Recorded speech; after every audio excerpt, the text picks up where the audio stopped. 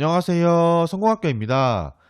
22년 3월 16일 이후로 코로나로 인해서 입원 또는 격리 통지를 받은 사람 같은 경우는 개정이 되었는데요.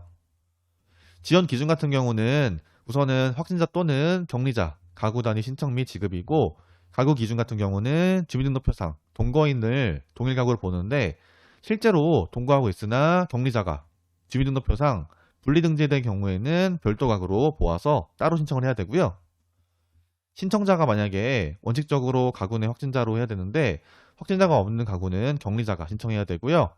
확진자가 미성년자인 경우에는 가구 내 다른 성인 격리자 명의로 신청을 해야 되고, 성인 격리자가 만약에 없다면은 보호자 또는 법정 대리인이 신청을 대신 해줘야 되고요. 지원 인원 같은 경우는 동일 주민등록표상 가구원 중 입원 격리 통지를 받은 격리자 수에 따라서 산정하되 1인과 2인 이상으로 구분해서 지원해야 됩니다. 지원 기간이에요. 지원 기간 같은 경우는 개별 격리자의 지원 격리 일수는 지원 기간에 반영되지 않고요. 격리 일수와 무관하게 전액 지원이 됩니다. 정액 지원이 되는데, 지원 금액 같은 경우는 가구 내 격리자가 1인인 경우에는 10만 원 정액 지원, 2인 이상인 경우에는 50%를 가산한 15만 원 정액 지원이라고 합니다. 격리자가 3인 이상인 경우도 최대 15만 원을 지원하기 때문에 유의하셔야 되고요. 동일 가구 한 건의 격리 통지 기간 중 중도의 추가 확진자가 발생, 즉 가구 내 격리자 또는 수동 감시자가 양성 판정으로 확진자가 전환해서 해당 가구의 격리 기간이 연장될 경우에는 한 건으로 신청 지급이 된다고 합니다. 동일 가구 한 건의 격리 통지 기간이 종료된 후에 새로운 격리 통지를 받게 된 경우에도 이 신규 격리 통지에 대한 생활비 지원 같은 경우는 해당 격리 통지의 격리자 수에 따라서 별도 신청 지급이 된다고 합니다. 신청 방법 같은 경우는 신청 기간이 있는데, 확진자의 주민등록 주소지에서 관할 읍명동 신청 기간에다가 신청을 해주시면 되고요. 등록 주소지가 없는 지원 대상자 같은 경우는 입원 의료 기간 또는 격리 지역의 관할 읍면동에 신청하면 되고요.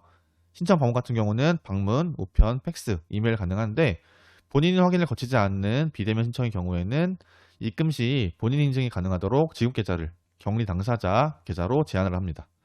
미성년자의 경우에는 보호자, 법정 대리인 계좌로 지급을 원칙으로 하니까 본인 계좌로 지급도 인정이 된다고 합니다.